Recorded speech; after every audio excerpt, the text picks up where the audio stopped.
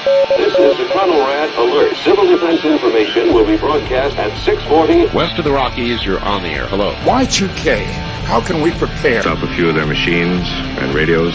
Throw them into darkness for a few hours. We are fighting for our lives. My family must survive. Boom, for 5 years. 1,000 gallons of gas, air filtration, water filtration.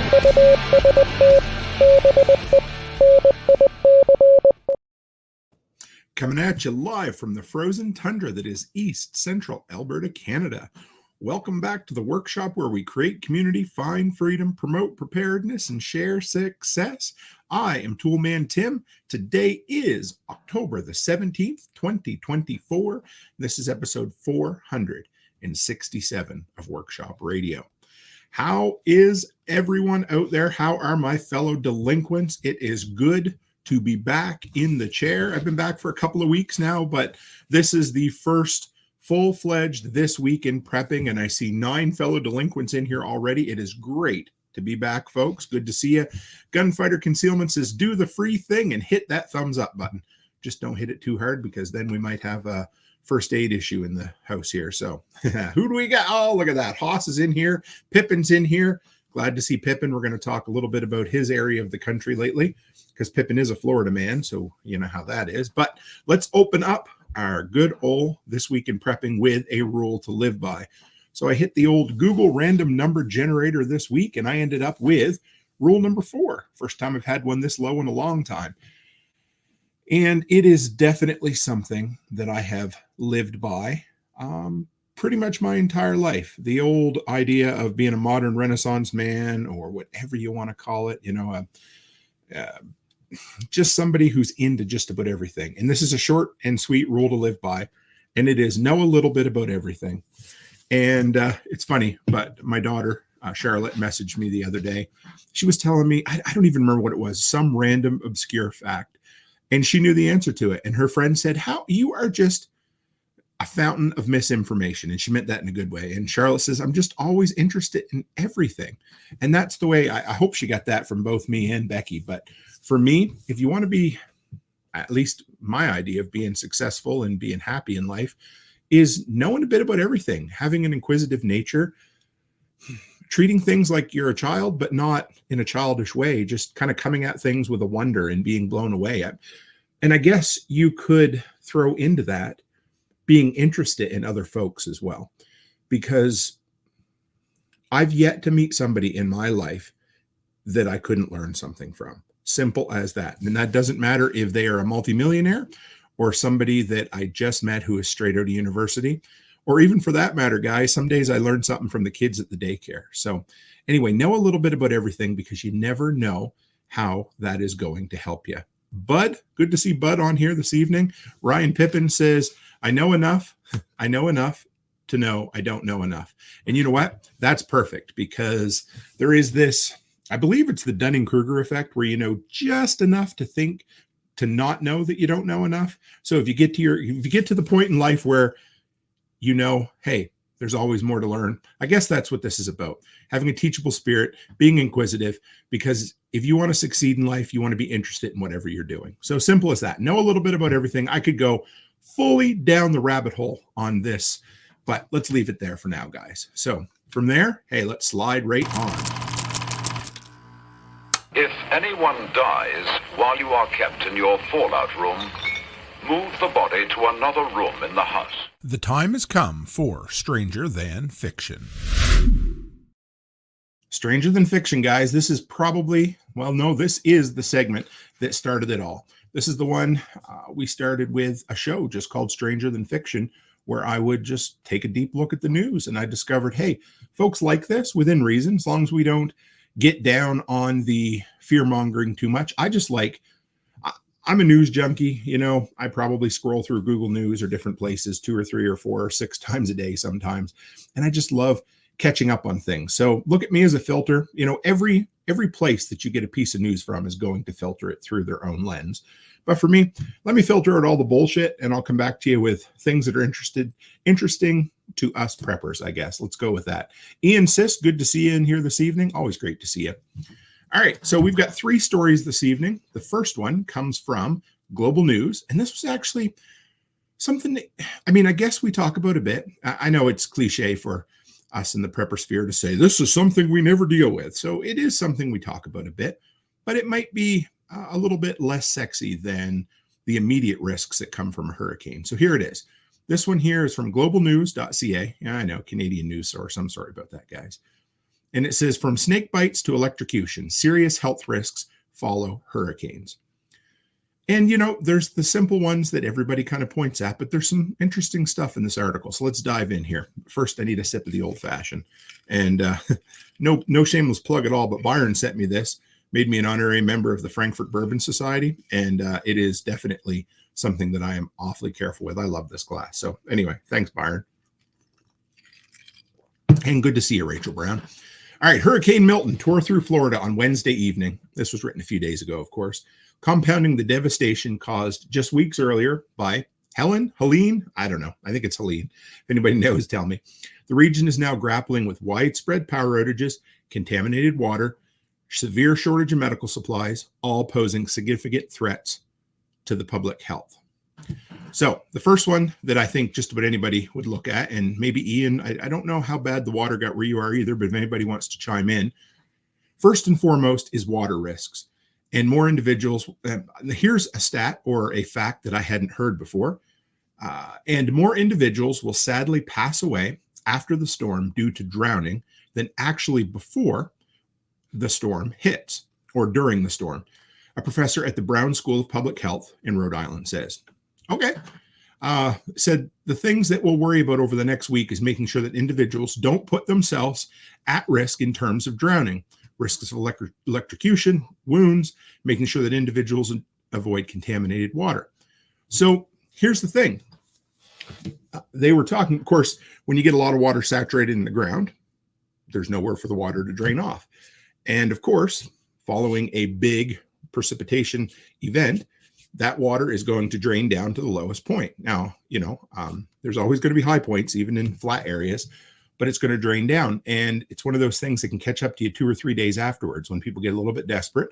They're heading out for gas for their generator, you know, Doritos for their kids, batteries for their Xbox controllers, and they end up getting washed away, or, you know, worse than that, maybe they drive into something that looks like there's only 2 inches of rain or 2 inches of water, and it ends up being, you know, 3-4 feet. They get submerged, and that is that. Because of course, first responders still aren't going to be able to get around like they want to. Hey, Byron Roberts, just see, he must have heard me. The bourbon's working already. Good to see you, Byron. Echoing those concerns, Florida Department of Health issued an advisory warning residents to avoid floodwaters, which we've heard before. But here's something I hadn't heard of, and I'm going to attempt to pronounce it, and it's probably Latin, and you can laugh at me. Vibrio vulnificus, a potentially life-threatening bacteria that's in water. In other words, something that you can ingest that's going to kill you or make you really, really sick. Vibrio bacteria, commonly found in warm coastal waters, can cause illness when ingested or when open wounds are exposed to contaminated water. Again, something to think about. Do you have something, you know, do you have a cut? Did you get a bruise, a scratch? Were you cutting some lumber or some fell trees? That kind of thing. You don't always think about it. You think, okay, I'll keep the water out of my mouth, but you don't think, hey, there's a big gash on my leg. 3 days later, it's gangrenous, it's filled up, it's pussy, whatever it happens to be. And whoever just logged on is like, what the hell is Tim talking about? After heavy rainfall and flooding, the concentration of these bacteria may rise, particularly in brackish and saltwater environments. Again, something I didn't think about. I normally assume that, you know, with a salt-populated water source is going to be kind of antibacteria. But in this case, it says this bacteria seems to breed in saltwater environments. So kind of goes against, you know, your personal ideas, I guess. There's also an increase. Here's another one. Maybe you guys have thought of this, but I like this article enough to share it. There's also an increased risk of allergies and asthma due to standing water in the area. Damp buildings, soggy items can promote the growth of mold and bacteria, which can trigger allergic reactions and lead to asthma development or exacerbation. Actually, a pretty interesting idea. You imagine, you know, you had a flooded house. There's a YouTuber I watch, and he collects vintage electronics and that sort of thing, and it all got ruined. So then you go in there and you have to clean it up, And what do you deal with? Again, standing water, mold, mildew, all that nasty stuff. I remember some of the houses that I had to go into that had been abandoned for a while when I used to secure bank properties. And this was in an absolute dry, almost desert-like environment that we have here. I can't imagine what it would be like in Florida. I mean, when we went down to Daytona Beach a few years ago, I mean, if it wasn't painted, it had rust on it. That's what it's like, you know? So Pippin says, yeah, black mold is a nasty thing. You don't want it, not a bit. Nobody does. What else we got here for you?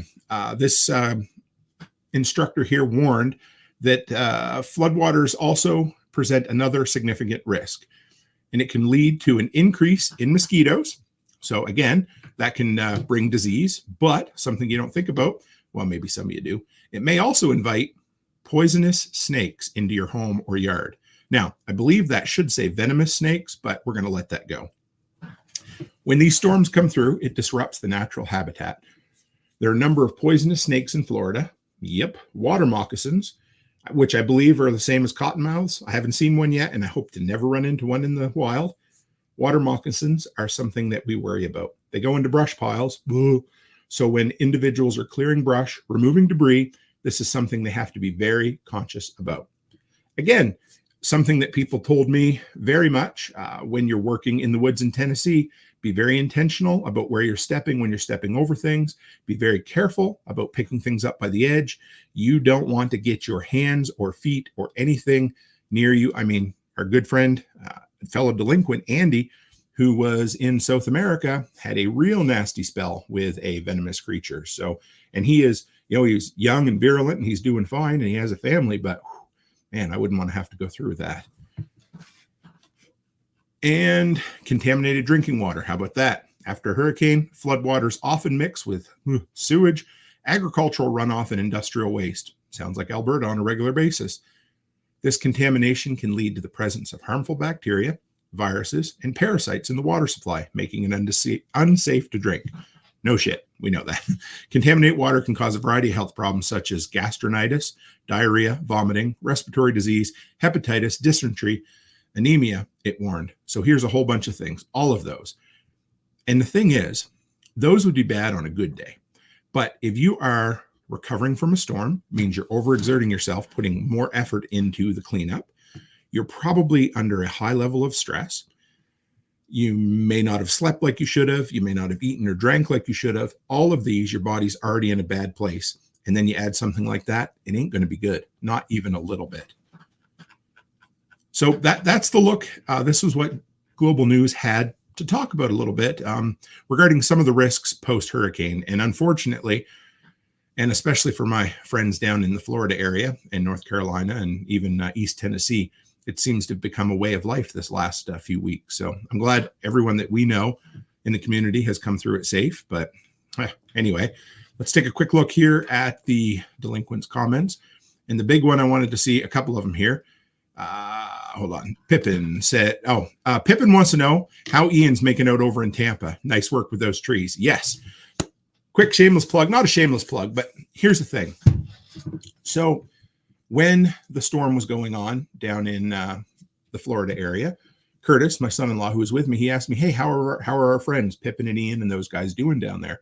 And you know what's great? We have the Telegram group where all the delinquents can check in.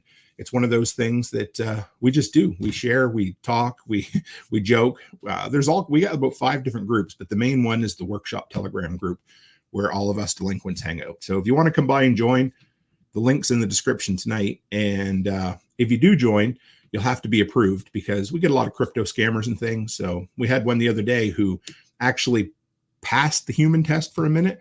I asked them, hey, where did you find me? That usually seems to be the question. They said YouTube. I'm like, oh, okay, I'll live with that.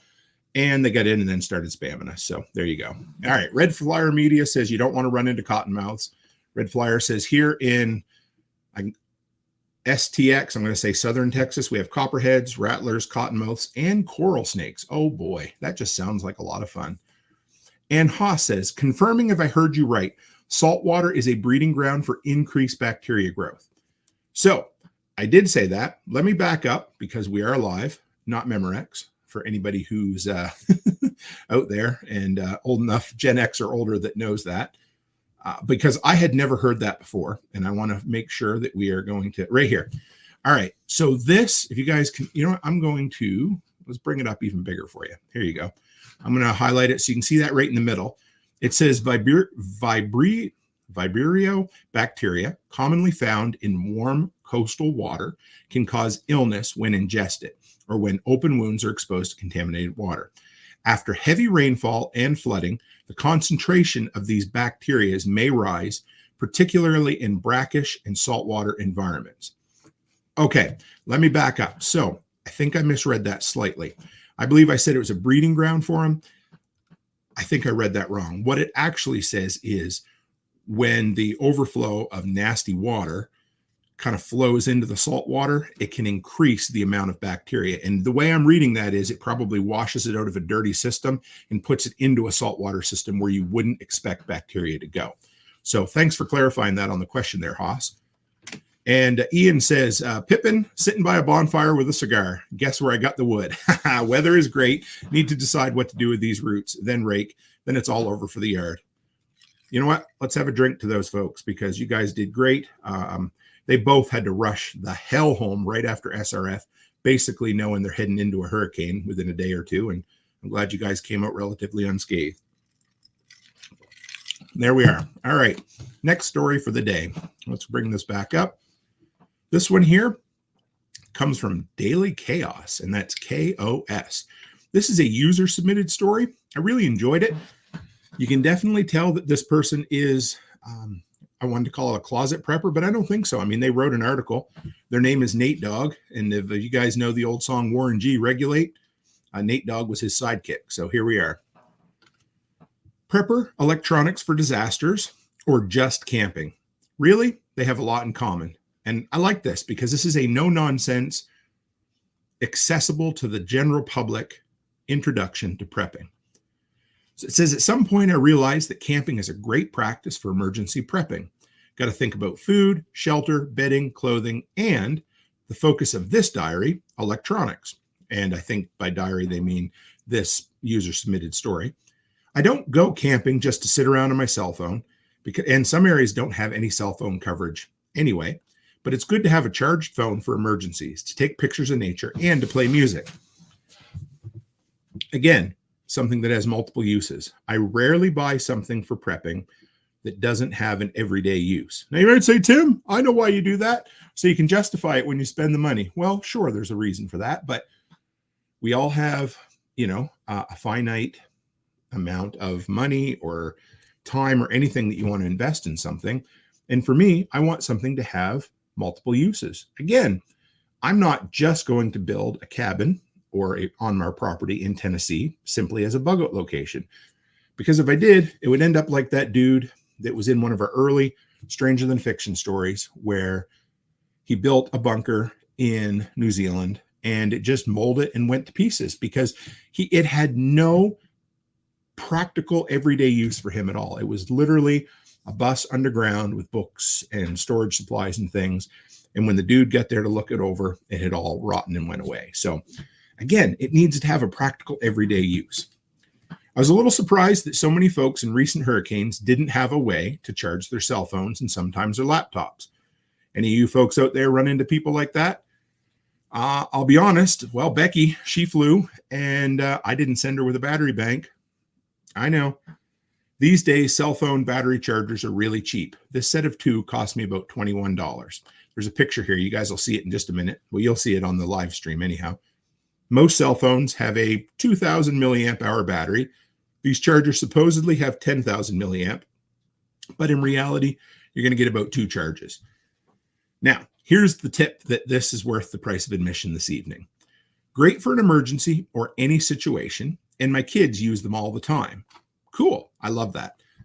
But here's the best part. But the kids kept losing them. So I started numbering them and I added Rick and Morty stickers. That helped. I always keep one of these in the car. So here's a number 1 and looks like a number 12. So they got a bunch of cheap battery packs around the house. That's kind of like how I've treated the Eneloop rechargeable batteries over the years. But I love this, the idea of making it fun for your kids. Number 1, numbering them so you can keep track of them. But The Rick and Morty stickers, I can be honest, I've never seen an episode of Rick and Morty, but if I was into Rick and Morty and I was a 9-year-old kid, sure as shit, that's going to help me hold on to it just a little bit better. So good on you, Mom or Dad, whoever it was. I guess it's Dad, Nate Dog. It's also a good idea to have lanterns for the night. Some of these lights hook up to a USB, such as the aforementioned battery chargers. Others, the 3 in the back picture here, need to be recharged off a bigger battery after that. The lanterns usually cost under 20 bucks. The one that I love is the Duracell one I got from Costco. Works great, but again, some sort of rechargeable source of light. So we've got power for your electronics, light so you don't kill yourself in the dark. And this one here is a really good one. Recently, I bought a 12,800 milliamp hour portable battery for jump starting a car, which has also got USB outlets for charging cell phones and should keep a laptop charged as well, though I haven't tested it yet. This one was 35 bucks, and I keep it in the car all the time for obvious reasons. Makes sense. Again, practical prepping advice. This is a great article that is somewhat coached in the verbiage of camping, and that's what I like about this. It's accessible. It talks about practical everyday. Again, you might see this in, I read it on the internet tonight, but the big thing on our preppers on Reddit is prepping for Tuesday, not for the end of the world, right? Chris Dixon says, are you frozen or am I? Everything looks good on my end, folks. If anybody is having any trouble seeing me, just say something in the comments, but it could just be that the weather has turned somewhat cold here recently, Chris Dixon, but it's good to see you either way. It's me. It's always you, Dixon. I appreciate you. So a battery bank, a booster pack, some backup lights, and we got, where is it here? One more. But the top dog in my setup, and I love this. This is where Buddy took his prepping to just the next level. But the top dog in my setup is a 35 amp hour, that's 35,000 milliamp hour, 12 volt battery that I put inside a water resistant case. Together, costing about 150 bucks. Sounds like he made his own kind of jackery or something like that. This one runs my trolling motor. Again, do you see what he did there? A practical, somewhat everyday use, but attached to an inflatable raft for a couple hours. But I can also use it to charge the lanterns, batteries, etc. And the best feature is a 50-watt solar panel, a charge controller, which helps recharge the battery after boating. But the charging takes almost a full day, so I'm going to add one more panel and one more battery next year and see how that goes. Solar panels and batteries are just like Lay's potato chips. I bet you can't have just one. And that's what happens. You get addicted to backup power or propane and propane accessories. But here we are. I love that little setup. It's dead simple. Works for anybody. Here, if you want to see an up-close picture, guys, this is the trolling motor. He's got a little, what is that, a Plano ball? Anyway, one of those weatherproof, impact-resistant cases. Looks like maybe a Harbor Freight. And a very similar solar panel to the one that I had mounted on the back of my tailgate, my tonneau cover, until it blew off in South Dakota. I have a new one, but I haven't reinstalled it yet. So, hey, guys, we got 30 live viewers in here tonight. What a great number. It's good to be back. So there you are. And if you need a normal household 1220 volt outlet for charging, thank you. Pelican Box, Pippin says. For charging other random things like an air mattress with a built-in air pump, you can attach an inverter, which is my favorite solution to just about everything. Just like this one, 80 bucks to a 12 volt battery. And if there's anybody out there who doesn't know what an inverter is, that's okay. But it really is the simplest way to tap into that $40,000, $50,000, $80,000 generator you have sitting in your driveway. And that will let you tie into your battery, direct wire to your battery, or a temporary wire with little alligator clips, and then run an extension cord into your home and give you, a 120 volt outlet for just about anything, depending on the wattage of this. But they're great. Pick them up on Amazon. Enough said from that one. All right, let's move on to the next article in Stranger Than Fiction. And here we go. This is a good one. How many of you guys like the Cybertruck? Because I know I don't. But this is an article about an accessory. Well, I guess it's an accessory that's more expensive than the Cybertruck itself. Aficionados of the Cybertruck, the Tesla, all of that, no matter what you think of them, they certainly have a knack for spending money and coming up with creative prepper-centric ideas. And this one here is called the Cybertrailer. And it is not quite $250,000, but it's not that far off. $175,000 Cybertrailer generates its own power and water for off-grid living. Now, there is something in here, excuse me, that I hadn't heard of before, or at least outside of speculation and little conversation. I'd love to check it out. So here we go. Let's dive in to check this guy out. And for anybody who's in the audio play at home version and you can't see what I'm talking about, the Cybertrailer is every bit as ugly as the Cybertruck itself. Living off the grid typically comes with some serious challenges. The living vehicle Cybertrailer aims to solve just about all of them, albeit with one caveat: its price tag will likely dwarf even the Cybertrucks. In other words, it's expensive. This futuristic trailer will not only create its own water. Listen to this, guys. This is, I don't, if anybody has messed with these systems, I'd like to hear from you. I wouldn't mind getting somebody on here who's an expert on them to do an interview, but create its own water from the air and generate power from the sun. But it also offers an opinion-splitting design at the same time. I don't know. I think it's pretty obviously ugly, but hey, I'm not super keen on what it looks like as long as it functions well. And here's a deeper look. The living vehicle might not be a brand you've ever heard of. It wasn't for me either, but it deals exclusively with high-end, off-grid focused trailers. The Cybertrailer, which starts at a whopping dude, I just realized after prepping this, comes before $175,000. Man, did you guys catch that? Starts at $175,000, aims to serve exactly that type of customer. It's compatible with both electric and combustion engines. Now, EVs are notoriously overmatched when it comes to long-haul towing, but the Cybertrailer has a moderate, I inserted the word moderate, trick up its sleeve for that. And you'll see why. Because, anyway, let me keep going. It'll offer tow vehicle charging, meaning that in theory, a Cybertruck, Rivian R1T, or Ford F-50 Lightning owner could tow the Cybertrailer off-road and then fill up with the juice from the trailer itself. Great idea. It would have to have one hell of a battery bank in there, but that's not your biggest problem. It's getting the battery bank recharged on the go, or, once you're on location. Of course, there's no telling how long that might take, as the main way it generates power is via solar panels. Living Vehicle doesn't say exactly how much energy storage is on board, but does clarify that it has backup power systems. So yeah, you can charge your vehicle off of the internal battery system, whatever this trailer has, which is kind of cool, I guess. I don't think you're going to get a ton off it, but bear with me because this isn't why I shared this article. Here it is. There's a great feature since it allows flexibility in terms of location. A family could find a place way off the beaten path, leave the trailer, go exploring in the tow vehicle. At the same time, anyone who stays back would still have a fully functioning dwelling space. Now, not to be a dick, but that's literally the definition of a tow behind RV. I mean, that's existed for just about whatever. Not a big deal. I'm not saying it's not, but the next feature is really cool. But literally, that's the idea behind, an off-road camping trailer. You pull up, you park, you unhook, and the car goes off into the woods. You do your thing and you come back. So here's the one that I like, and I'd like to check this out a bit more. And the Cybertrailer will, like other living vehicle models, create its own water supply via a water-gen atmospheric water generator.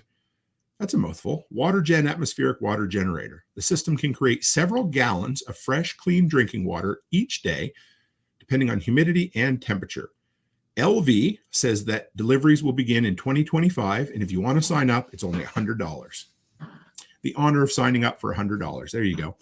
I mean, it's about putting your money where your mouth is, but I really like this. I'd like to look into this. I'm surprised, and maybe they're super expensive. I don't know, but let's see what the delinquents have to say. We got a bunch of comments here, but Pippin says, Cybertruck owners sound like they are ticked about needing new tires after 6,000 miles, 9,600 kilometers. Whew. I at least got 35,000 out of mine kilometers, which is about 3 times that, but yeah, I mistreated them and I didn't get them rotated on alignment time. But Man, yeah, but when you got that kind of torque behind an engine, of course you're going to wear tires out quickly. And Jeff Stark, good to see the Starks back in here this evening. Cyberpunk is ugly. I do not disagree. And Pippin says, wonder if the camper has a Tesla wall battery inside. It's actually a really good idea, and it probably makes sense. L2 survived. Great to see you. A dehumidifier takes water out of the air. If run that water through a water purifier, you could get water from the air. That's a good point, actually, and a simple everyday solution to something that, probably isn't that bad. But, and Pippin says it's not the torque, it's the weight of the EV vehicles. Also good to know. So are they not putting what are the thick, heavy-duty tires? They're 11 or 12 ply if you're highway hauling and stuff like that? Are they not putting stuff like that on there, or is it just, I don't know. Interesting anyway. But yeah, they are a heavy vehicle. And John Palmer, great to see you. And Pippin says, I'm trying to recall the dude who invented a machine that sucks water out of the atmosphere. All right. From here, guys, let's slide on 12 ply there. Thank you. Yeah. So if anybody knows, are they putting 12 ply tires, or is that just more of protection against punctures and blowouts for, high speed towing and that sort of thing? Or anyway, one of those things. And Ian says, are there any risks with filtering and drinking dehumidifier? I've thought about it before, but was worried to even give it to my dog. That's a really good question, Ian, that I don't know if I've ever looked up the answer to, because I think my mom always said, don't drink that water, but I don't know. Let's see. Are there any risks in drinking dehumidifier water? Is that what we're looking for? No, the water collected from a dehumidifier is generally not considered safe to drink without proper filtration and treatment. While the condensed water is initially pure because it leaves behind the impurities when evaporating in the air, it can quickly become contaminated in the dehumidifier's collection tank. I'm not going to give any advice. That's all we're going to read about this for now. But what I'm thinking is, if you just enclosed it and made sure it was sanitized ahead of time, you might be able to do okay. And Ian says my catchment chamber gets a little slimy. They do really quickly. But if you cleaned it out with bleach every day, I don't know. Anyway, I always thought it was something to do with the minerals or the junk it took out of the water. I don't know, but I'm probably wrong here, so I'm not going to give a reason for that. And Cybertruck tires are LT 285 6520, and they're a 10 ply. So they're not cheap tires. They're not, good enough. All right. Next, folks, we are going to roll into the Prepper Files. And if you remember that segment, it is simply where we take a look back at this day in history.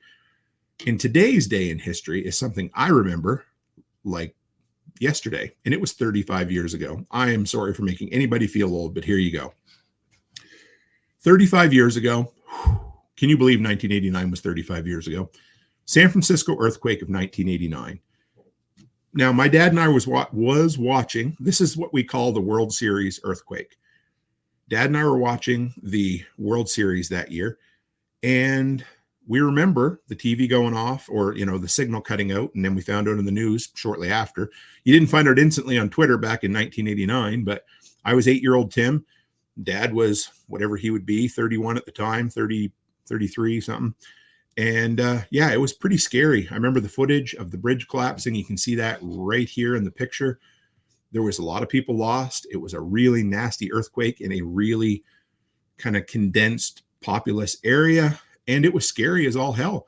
63 deaths, 3,800 injuries, and an estimated $6 billion in property damage. It was the strongest earthquake to hit the area since the 1906 earthquake. Scary, crazy. I have less than zero experience with earthquakes. It's one of those things that we need, that I would love, again, maybe to have an expert come on and we could talk about earthquakes at some point, but it's definitely not something that I am at least equipped to teach on at this time. I hope I don't ever have to have the life experience to live through it. But yeah, anyway, there is This Week in Prepper Files. All right, let's pop back over here. Gunfighter says, I'm in Florida. I've taken the water to dehumidifiers, put it through my Berkey when we're out of power. Good to know. And Haas says he remembers when the TV went off during the game. It was a crazy situation, guys. And L2 Survive says, water is water. It's all dinosaur pee. If you purify the water, you get purified water. Makes sense. Think of the water you pull out of the lake and purify. That water has a lot of chances to get stuff in it. Nice. Yeah, so it makes sense. I think we've learned something this evening, which is, again, worth the price of admission. Hey, folks. All right, what do we got next here, folks? Let's dive right in. He's dead. They're all dead. Everyone. You and I are in a dead world. And I'm glad it's dead. Cheap, honky-tonk of a world. Coming up next is Workshop Wasteland.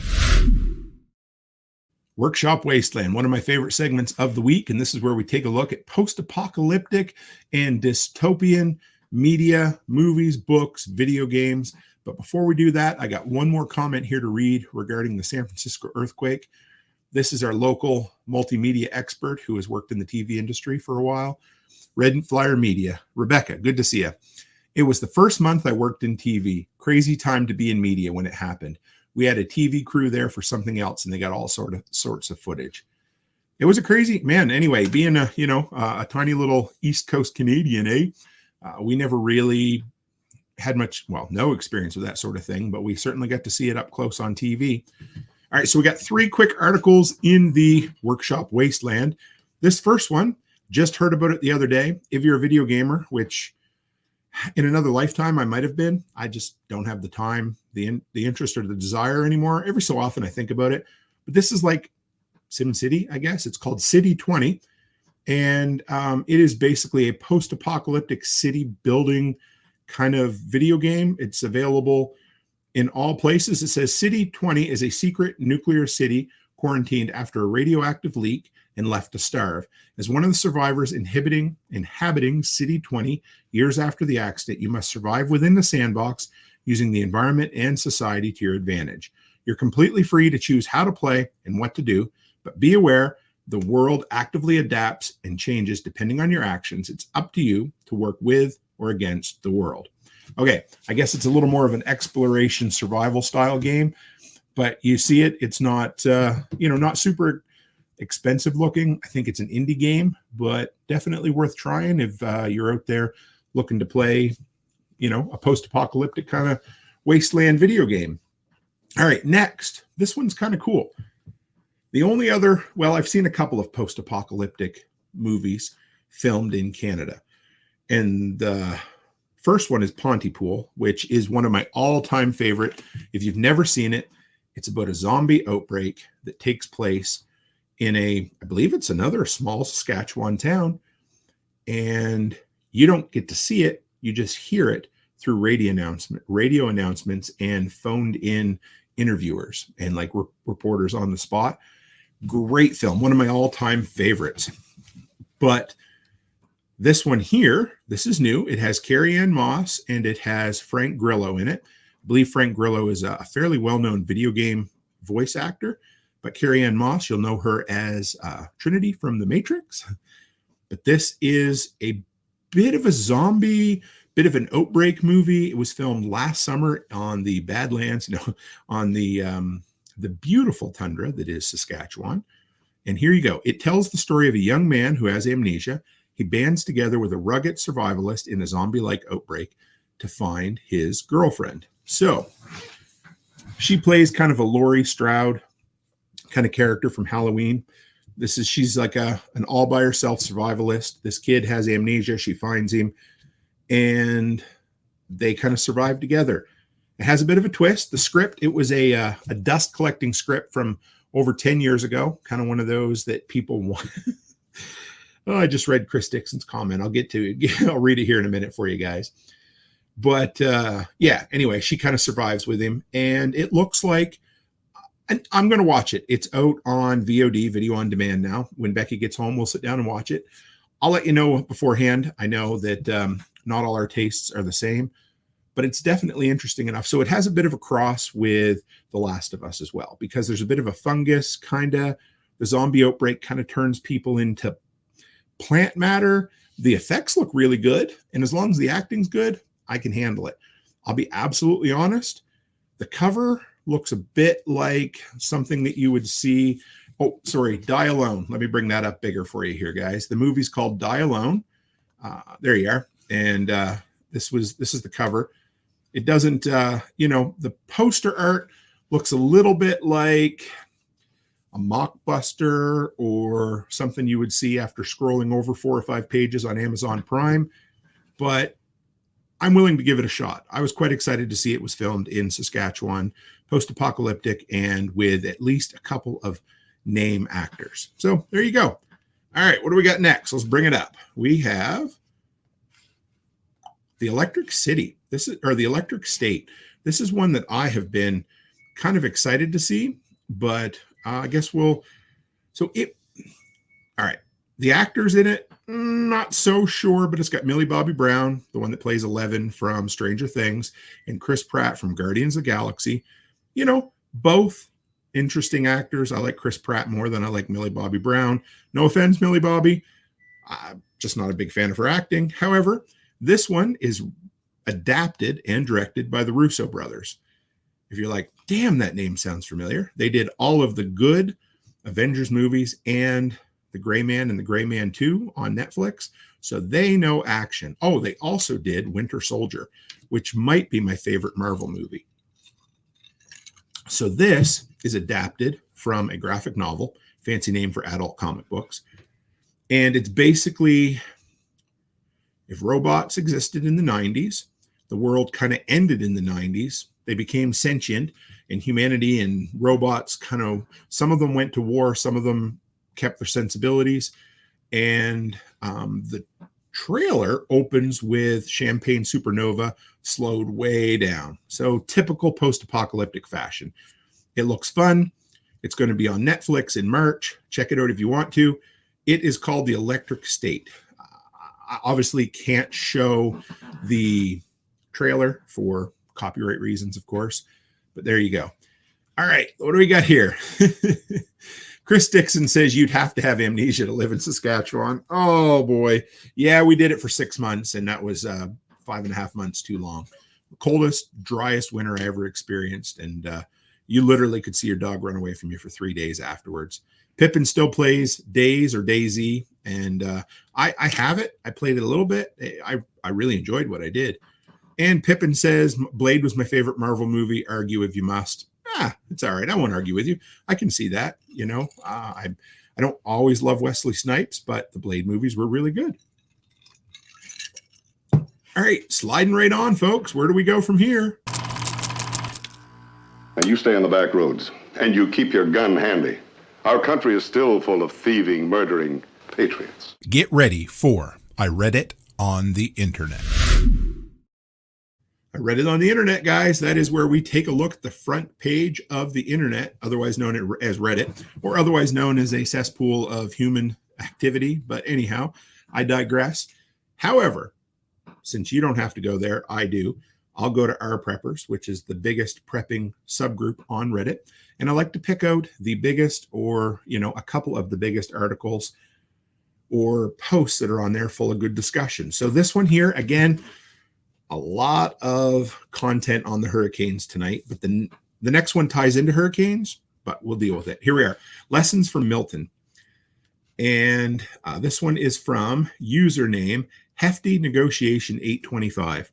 I think I just really enjoy reading the usernames from Reddit. All right, let's start off by saying some of these things might be common sense or knowledge to some that camp or have physical jobs. Fair? I'm going to bring this up so you guys can see it. The text on this is really small, so if this helps you just a bit. Hygiene is more important than ever. I was doing debris cleanup for the last few days and got drenched while doing it. Anyone who has done sports or any physical labor knows it doesn't take long for things to get swampy where the sun don't shine. If a rash develops and you get raw down there, it'll seriously hamper your ability to move around. Having 2 kids, I have no shortage of baby wipes, and those are an easy way to wipe yourself clean. Cheaper than dude wipes. Having the proper no-ride underwear and petroleum jelly or other healing ointments can go a long way in preventing any chafing. I second that. Dude wipes are great. We don't even have little kids anymore. We keep baby wipes around by the case. They're great for cleaning up after chihuahuas, but they're also great for cleaning up the nether regions. Something that, the older people in my family used was baby powder. That helps with rashes, wetness, that kind of stuff. But again, petroleum jelly is great, and having underwear that don't slide around on you will help a lot. because boy, you start developing some hot spots in the unmentionable areas, and you could be in some world of hurt pretty quick. Next, being prepared with plenty of non-perishables and water was such a weight off my shoulders. Guys, that makes me smile just to hear that. I love hearing people say that because good for them. They did what they needed to do, especially with a wife and kids. It allowed me to focus on other preparations that might not have been done had I needed to go out and grab food and water, not to mention dealing with everyone else doing the same. See, number one, it takes the stress off you because you can handle the actual emergencies in and when they're happening, but it also saves you from getting into other bad situations when you go out with the roving masses trying to collect the last bag of pretzels because that's what your wife wants. I remember many, many moons ago, we called it Hurricane Juan or Winter Juan and White Juan, sorry. And it was a hurricane in the wintertime that came as a blizzard. The grocery stores were shut down for 2 or 3 days and they opened, but cash only. Everything had to be handwritten. And it was for just the essentials. It was for things like milk and baby formula and diapers and bread and cheese. And people come in with they wanted chips, they wanted pop. Listen, I get it, but we just weren't allowed to let them get it. It was just the absolute basics in and out. So again, when you have the crazy, stupid decisions people make when the shit hits the fan. I use Milwaukee powered tools for work. So I got a bunch of batteries. Having a few of the battery fans is amazing. Got a few. I'll talk about that in a minute too. Pippin wants to know about a hurricane blizzard. Yeah. It sounds like a Sharknado, doesn't it? I use Milwaukee powered tools. So I had a bunch of batteries. Having a few of the battery fans is amazing. I can put one in each room where we're falling asleep. Makes nights comfortable, and even had to turn it off one night as we got too cold, thanks to the cooler nights this last week. Had it happened in peak summer, the fans would have been even more critical. I have picked up a few battery-powered fans that I'm going to test next spring. 2 reasons. Number one, for review content, but also so that we have to use them down at the Tennessee property. Now, I've been 4 days without power, and I've used a lot of my prep items. It's been quite satisfying to have the preparations work as intended and has helped me tweak or modify my current plans. For those who haven't had to go through a situation where they need to use their gear or setups, keep prepping. I love it. It is so worth it, and it will allow you to help others and yourself in a crisis. My neighbors, thankfully, are similar to me and have some measures of prep, but we have been able to come together as a community and help others that don't have the means.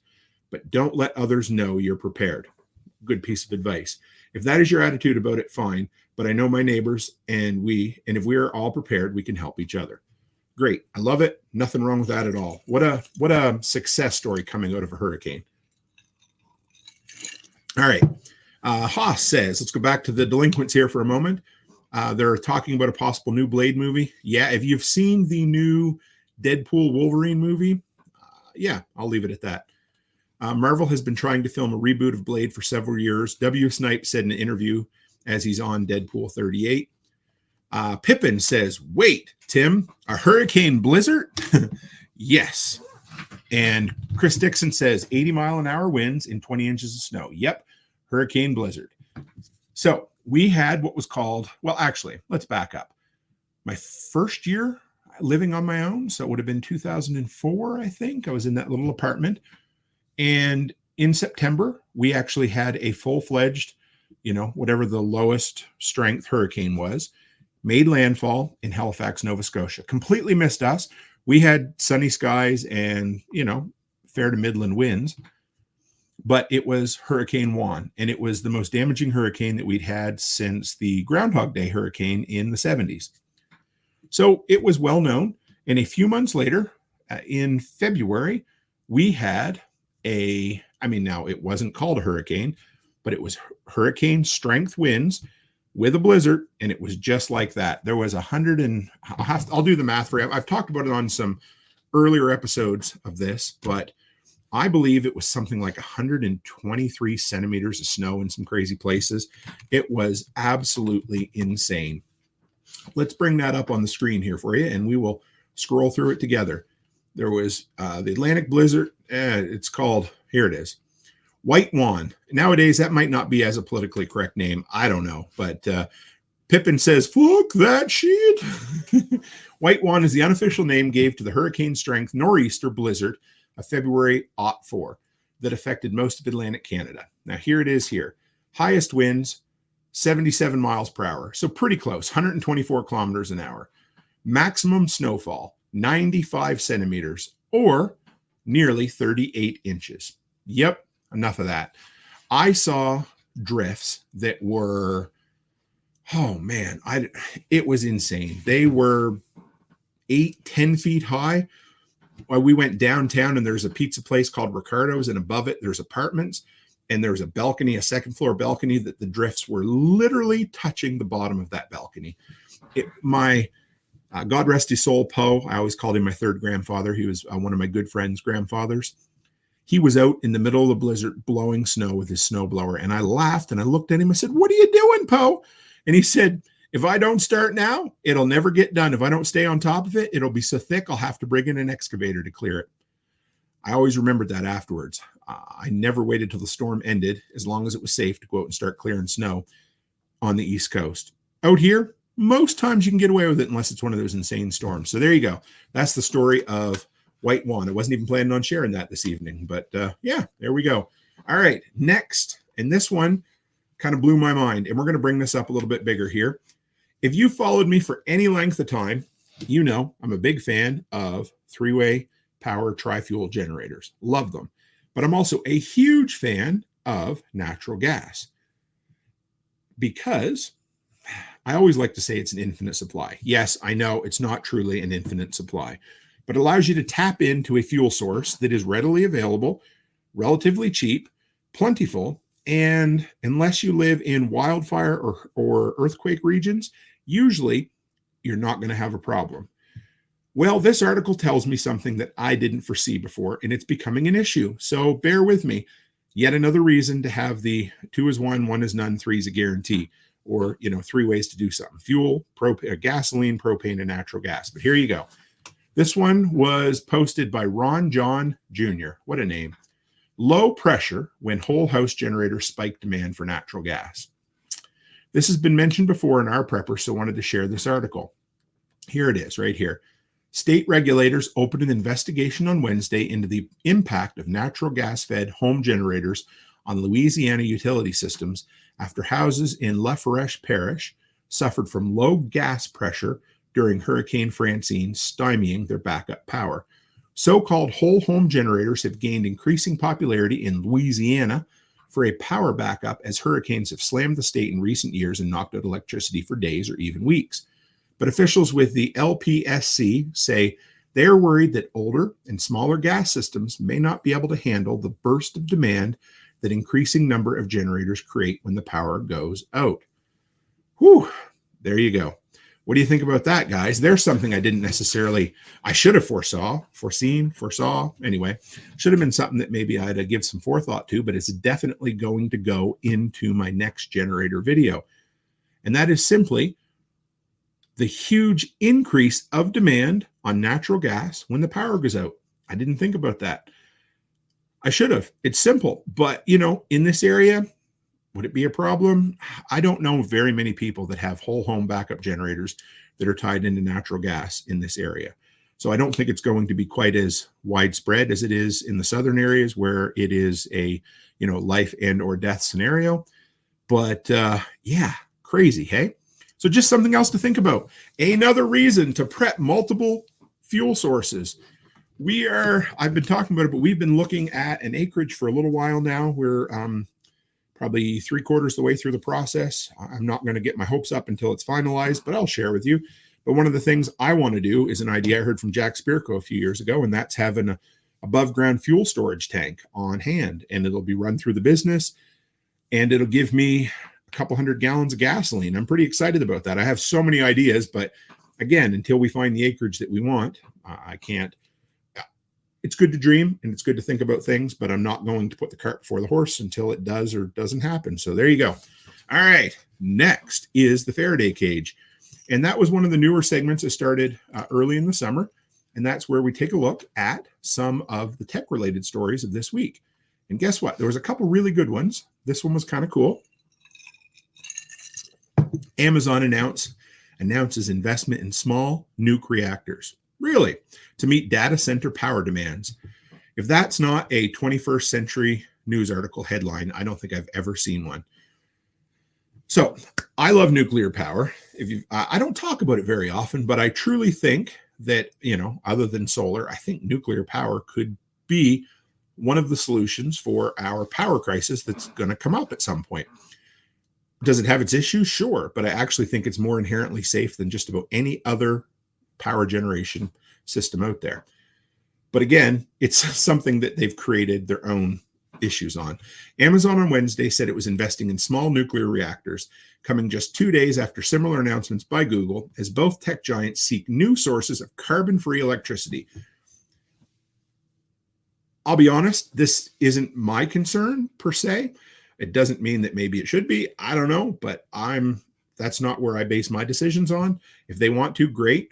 But I also love the idea that there's some investment going into the nuclear industry to modularize, anyway, to make smaller modular reactors. And hopefully they can start building them at scale and have, every town could have a nuclear reactor. I don't know if that'll happen, but Simpsons reference. There you go. The plans come as the owner of the shuttered, this is crazy, I didn't hear this, you guys might like this. Owner of the shuttered 3 Mile Island nuclear power plant said last month it plans to restart the reactor so tech giant Microsoft can buy the power to supply its data centers. Now, if anybody's wondering why these places are going balls to the wall on data centers and power consumption, 2 letters for you. Artificial intelligence. Just kidding. 2 words, AI. There you go. And that's what it is. Truly, yeah, there's no way around it. That's what it is. And the article goes into it, but there's just this huge demand for cloud storage and artificial intelligence computing power. And so their data centers are going through the roof with power needs. So you have this mental dichotomy that these big tech giants are dealing with. It's, oh, we can't create dirty power. Oh, we need more power. It's like, you got one guy in the back saying, whoa, slow down. And then you got the captain or, Scotty, I can't give you any more power. And then the captain saying, I need more power. And yet, but this is the same company doing both. They're creating their own monster and then they're solving the problems. Quote. So anyway, the International Energy Agency forecasts that data centers' total electricity consumption could reach more than 1,000 terawatt hours in 2026. Whew, guess what? More than doubling from 2022. Estimates suggest that 1 terawatt hour can power 70,000 homes for a year. So let's do that math, ladies and gentlemen. 700,000, 7 million, 70 million. That is 70. The data centers in the United States will use in 2026 70 million terawatts. No, sorry. We'll use enough terawatts for 70 million homes. There can't be that many more than 70 million homes in the entire United States. Well, why don't we take a look and see what we can find out? How many homes in the U.S.A.? Okay, 145 million homes. There you go. So they're going to use half of the entire household electricity just for data processing. What a great time to be alive, folks. Rachel says, thorium reactors, safer and cleaner, and no weapons needed. I'll have to look into that. I really don't know much about it. And the second story in the Faraday Cage this week, and I loved it. This is a personal thing that I've wanted to see Amazon do for years. I'd like to hear if anybody has any suggestions how this version could be better for preppers than the previous versions. But here it is. This one comes from The Verge. Amazon finally has a color Kindle, and it looks pretty good. Back when I used to be into comic books, I wanted an e-ink reader in color so that I could download comic books and read them easy on my eyes and basically with almost no battery consumption. I love e-ink. I still think it has a big place in the future. If you guys go to Home Depot or Lowe's recently and you look at a lot of their new bin tickets, if you're not sure what bin tickets are, they're the little price tags that clip into the shelves and that sort of thing. A lot of them have been moved to e-ink now. that are updated via in-house Wi-Fi, that sort of thing. Now, of course, does it have its downside? Sure. I could see companies doing dynamic pricing. When you look at something and walk away, all of a sudden the price lowers. Or if they know what your median household income is, they might raise the price when you get there. I don't know. But either way, I do like e-ink. So here we are. Amazon finally has a color Kindle, and it looks pretty good. Some of the things that would be really handy would be, well, okay, a couple things. I would say number one, cookbooks would be great. Now, you don't necessarily need color for cookbooks, but it would certainly help. But you know what would really be awesome on this sort of thing? I would say something like Doc Bones and Nurse Amy's Offgrid medical books, those sort of things. How awesome would that be to have one of those in a color Kindle? Again, black and white would be fine. Color is going to be even better because it's going to be more realistic. You're going to be able to actually see things. So I love it. I think there's a great idea. Now, I'd love to make a video about all the reasons why a color Kindle is better than a black and white Kindle for preppers, but I haven't come up with enough reasons yet. So anybody has any suggestions, send them my way. For years, users have asked Amazon to make a color version of its e-reader. Now the company is finally delivering. It's launching the new Kindle Color Soft Signature Edition, a device that has a lot in common with the new Paperwhite, except of the black and white. This one's color all over. And the color costs $279.99 and is available for pre-order today and shipment starting October 30th. So they're coming quick. Just like Amazon, they usually announce something and then they sell it almost immediately. And I don't think $279.99 is that bad of a price point, to be honest. I want to say that when I bought my first Kindle way back when, 12 years ago, it must have been close to that. So I don't know. Making the color soft happen, Amazon executives said at launch, required a lot more than just swapping in a new display. The technology just wasn't ready, even though their competitors had it. And the one thing I'd heard for years was, if you want a colored e-ink screen, it just looks washed out. It almost looks black and white if any sun's on it at all. So I'm excited. I've looked at some video, some footage. Maybe nobody else is excited, but I think it's kind of cool. So let's take a look at the delinquents community comments here. And I think you might have. Pippin said, did I get blocked from commenting about the whales being radioactive? You may have. I don't know. There was a guy that I knew back in the day. We nicknamed him Nuke. He used to hang out at the same used music shop that I hung out in high school. And he had a t-shirt that said Nuke the Whales. And I always loved that. I thought that was hilarious. But anyway, I don't see it. Maybe, YouTube's auto moderating system took care of it. All right. L2 Survive said, did they really need that much power to data breach my info to hackers? Well, I think so. Yeah. Yeah. So Chris Dixon, this is what brought this up the other day when I was thinking about this whole system. Chris Dixon says, did you see the flashing tags when you search online? Canadian Tire uses them. It's neat, but yes, I agree. I love the system, and most of this shit is sold to us on convenience. I don't know. I'm sure they have them at some stores in the U.S., but Canadian Tire uses this system. I bring up their app.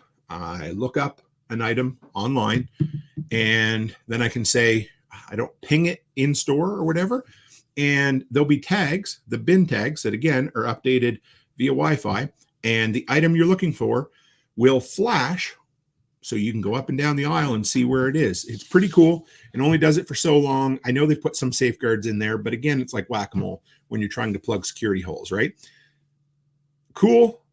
I think all technology is amoral. It can be used for good or bad, and this will definitely be used for both. I'll take advantage of it for the time being, and there we go. All right. Sliding into, actually, we got a new segment here this week, guys, and we're going to go to, here it is.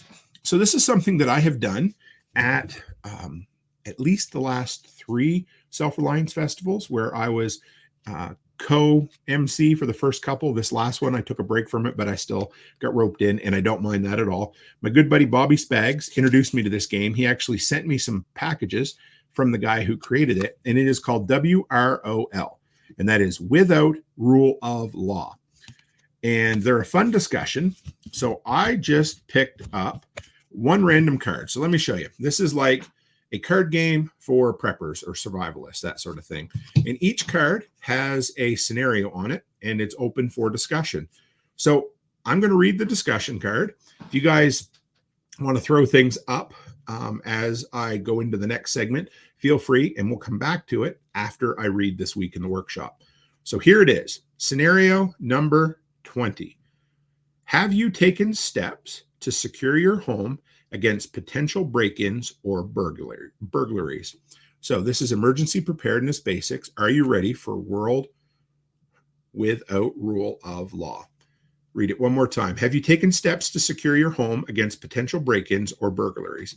Feel free to throw something up in the comments as we go by if you want. This is going to be something we'll do at least monthly. If you guys enjoy it, maybe we'll do it weekly. So next is one of my favorites, and this is This Week in the Workshop. And this is where I guess I take a look at the shit that I managed to get done this week. Just kind of fill you in on what's going on with us. And, you know, just, and the reason for that is twofold: inspiration and accountability. First, hopefully I can inspire some other folks to try some things maybe you're not comfortable doing. And number two, it allows me to not sit on my ass, come back here and lie through my teeth. I have to tell you, I have to follow up with you, right? So, all right, here we go. Here it is. This Week in the Workshop. Well, got some last minute tree trimming. I know, last minute. What are you talking about, Tim? Well, to be absolutely honest, we could have snow here any moment. I hope we don't, but we literally could. So I got some last minute tree trim done at the 12 unit. I picked up some new safety glasses. If you haven't seen it, I posted a picture on Instagram. They have a wire mesh in them. They're designed, I believe, for, you know, people who use chainsaws a lot. But the idea is some things are better than no things. And if you're like me, and the minute you have to put safety glasses on, you start sweating and they get fogged up, and then you take them off and you might as well have nothing. Well, these have a fine wire mesh on them that will probably keep out 90% of debris. Is it perfect? No. Is it better than no safety glasses? Hell yeah. So check them out. I opened up my latest battle box. You'll see that video in a couple of weeks probably, but it was a lot of fun. And I also subscribed to a new one from Canada called Gear Pack. And I figured I would do it so nobody else had to. The reviews weren't great on it, but I got to say, for the price I paid and the fact that it's a Canadian company, I was mildly surprised. So you'll see a video for that coming up before too long. My awesome daughter, Olivia, she had us over for Thanksgiving dinner. Becky's still in Spain until tomorrow. And me and the girls had decided we were going to just have nachos. And we did. We had that the next night.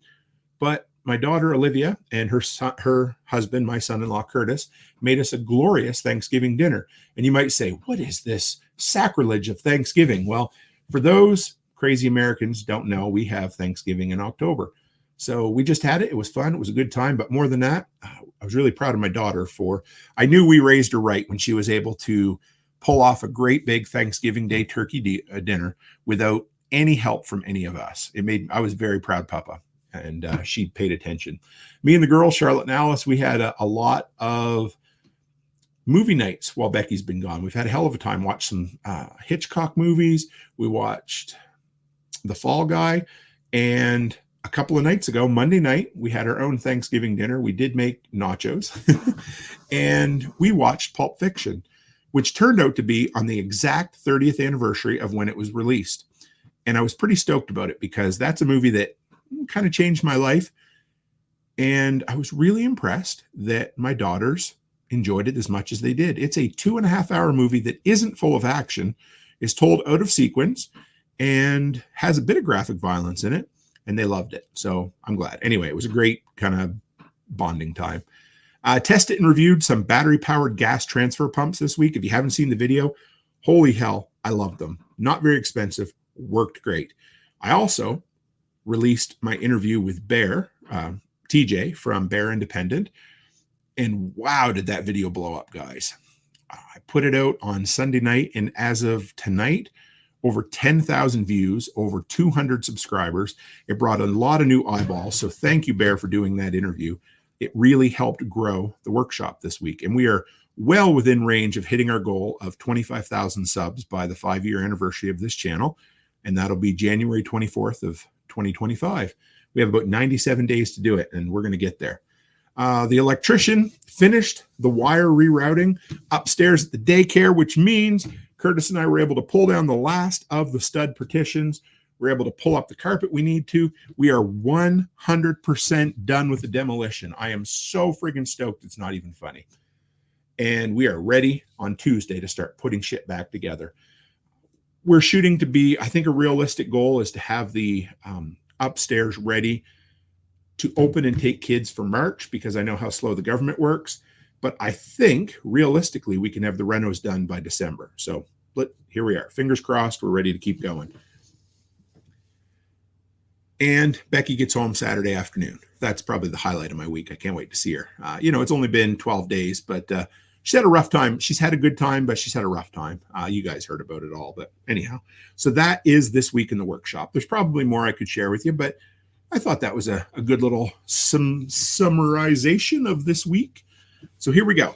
All right, let's go back to the comments and let's take a look one last time. We're going to read the card that just fell off the top of the deck.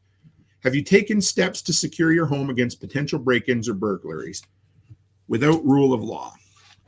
Haas says, yep, a defense dog. And we do have one of those coming before too long. We are getting her, but that's part of the reason we've been looking for an acreage. Dixon says, it's not enough to secure the home. Security has to start at the fence. Doggo for the win. Amen. Love it. Pippin, why do I keep calling you Pippin tonight, Pippin? Going to plant thorn bushes in front of windows soon. Love that idea. L2 Survive says, my security system plays Let the Bodies Hit the Floor. And Pippin says, do you have a Roomba with a Claymore? Always love it. Rachel C says, my entire life is in locked shipping containers on our raw land. So closed gate, barbed wire fence, big dog, and stay strapped. LOL. RV door is not going to hold anyone out. Fair enough. And yeah, there you go. What do we got next? Oh, I know what we got next. Here you go. It's the apocalypse, end of days, the judgment day, the end of the world, my friend. Let's dig into the community mailbag. Here we go, folks. This is the community mailbag, where we take a look into the bag that holds the nails and see what kind of feedback I got this week. Some pretty cool stuff. I'm telling you guys, the YouTube channel has been blowing up.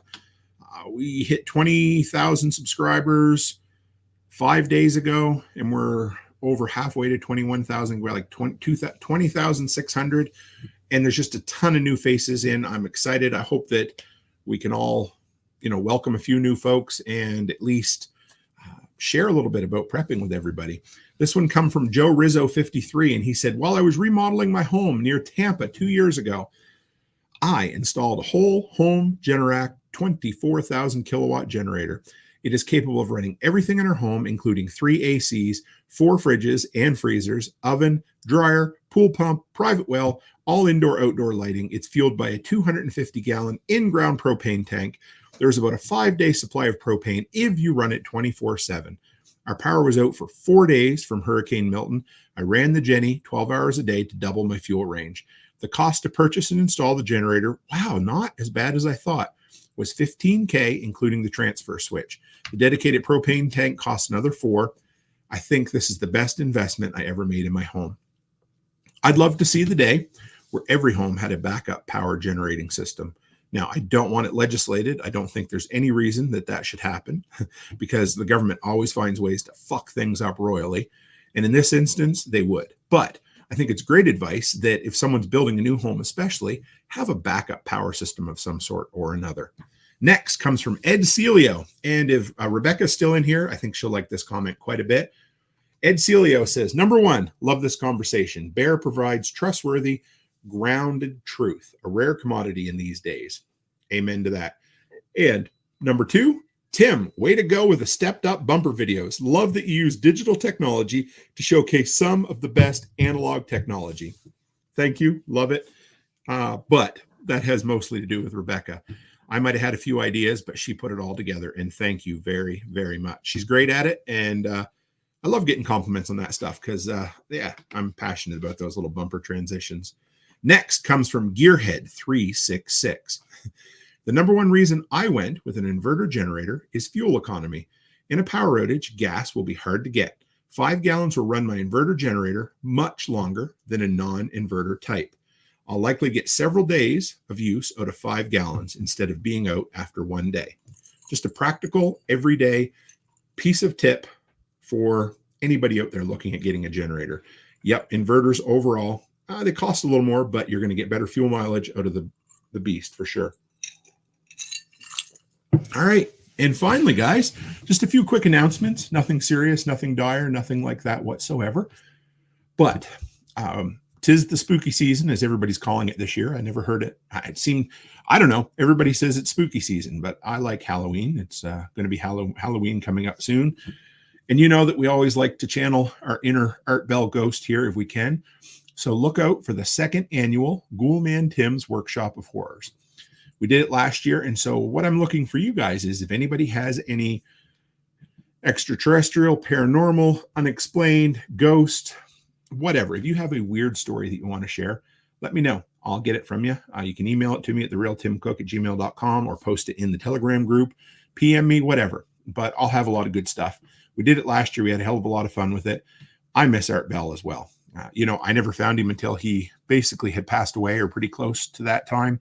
And I fell in love with this stuff. So much so, if you didn't catch last week's episode, one of my best friends in the world, Brian Alexovich, when we pulled into Delinquent's Gully this last time, ended up having a recording of Art Bell and the Mel's Hole episode playing at our composting toilet, so adequately nicknamed Mel's Hole. And it meant the world to me to hear Art Bell's voice coming up there. But anyhow, so we're going to be doing that episode this year. Also, Becky and I have decided on the Halloween show we're going to do. This year, we are going to do a live. Don't know what night it's going to be yet, but we're going to pick our top 10 Stephen King films. I already have my list. She's working on hers. So that's going to be a great one. And then I just confirmed before tonight that Worm, or better known as Will, he is in the Telegram group. He was also at the Delinquent's Gully work days. He's also a filmmaker, a thespian. Yeah, I said that. Anyway, all kinds of cool things. But he was on last year. His show is a great hit. We're going to do a Halloween themed episode with him as well. So I'm pretty stoked about that. And this Sunday evening, I have Ryan Buford, better known as Prepper Dad, the host of the former podcast, The Next Generation Show. He's going to come on. He is going to share his thoughts and experiences. He landed at Prepper Camp Wednesday or Thursday before the hurricane came through, and he was there for the duration of it. Not many people showed up, but he was one of the ones that had to prep and survive through that event. He's going to come on and share the good, the bad, and the ugly from it. So I'm stoked about that. And I have nailed down a day and time, but John Willis and I are going to be doing a monthly live. It's going to be, I believe, the fourth Monday of every month. And so that makes it, I think, the 28th. Give me a second here and I'll give you the date exactly. Yep, the 28th at 10 a.m. Central Time. So 9 a.m. Mountain Time. So we're going to be doing one. And it'll be, I don't even know exactly what all we're going to be talking about, but John and I have committed to doing once a month together. We always have a hell of a time chatting together. And he mentioned it to me and I said I would love to do it. So I'm going to put it all together. John's going to show up. We'll do discussions. We'll probably talk about the news. And of course, we'll do Q&A with folks. So it's going to be a lot of fun. I just think the world of John. He's a mentor of mine. He's given Becky and I so much good advice. And I was pretty stoked that he wanted to do this going forward. So anyway, keep an eye out for that. Shameless plug, but here you go. Wearing one of his shirts tonight, a lot less 1984 and a whole hell of a lot more 1776. So guys, I hope, Pippin says, finally, another morning show. Yeah, it's only going to be monthly, but either way, I'm excited. I'd love to do a morning show. And, I love the evening shows. I do, but this will be great. John and I will have a hell of a time. We always do whenever we get together. So I hope you guys enjoyed this evening's show. I had a hell of a time putting it together for you. I talked to Brian Alexovich a while back, and I said, dude, I got to figure this out. I love doing my show. I love our damn community. I said, but I am spending too much time putting together This Week in Prepping. And I realized I could do the same show with the same quality. I was just spinning my wheels a little too much. It wasn't a reflection of the show quality. It was a reflection of me spending too long in the office for no reason. So I decided I put my I put a time frame to it. I set a timer on my phone. I put the show together, and then I set it and forget it and come down and have a hell of a time with you guys. So thanks, guys. I'm so stoked to be back. Going forward, we're going to have Thursday show live every week, Sunday evening at the same time. Some will be live, some will be pre-recorded, and that's all there is to it. So, folks, it's great to see you once again. I'm glad you were back. I think we topped out at 30 live viewers, and this was only on YouTube. So, once again, great to see you. And as always, stay happy, stay healthy, and have a great week.